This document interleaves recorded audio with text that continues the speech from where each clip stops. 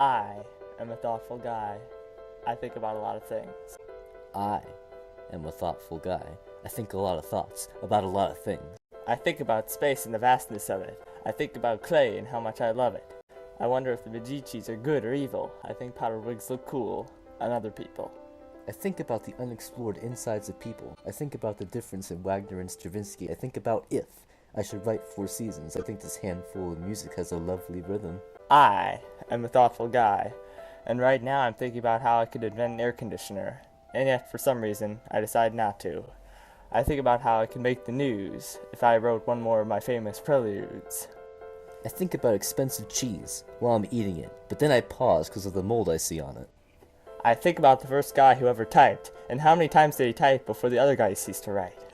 I think about if David were to come to life, wear a loincloth would be the best advice.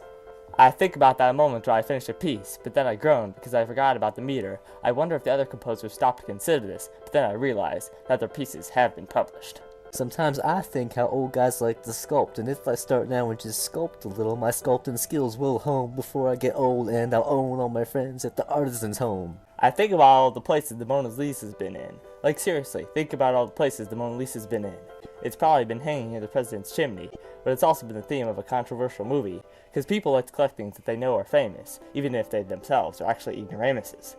Their collection may serve to make them look smart, but their brain size is based on a piece of art. I think about this thing that I decided to call gravity while apples fall on my head simultaneously, serving to fully discombobulate me, yet at the same time actually enlightening me. And seemingly, there's this movie, made in the 21st century, named after this same theory. And it won some Oscars, so that makes me really happy. That's pretty neat. I am a thoughtful guy. And right now I'm thinking about the guys who came up with these musical terms. Did they just look at the page and say the first thing that came to mind? And if so, how do you explain Rhapsody? How do I know this bag of tea actually didn't come from a place like Italy?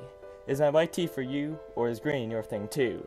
Could it be true we like different brews, and if so, how could we change this fact? Or would that have any impact?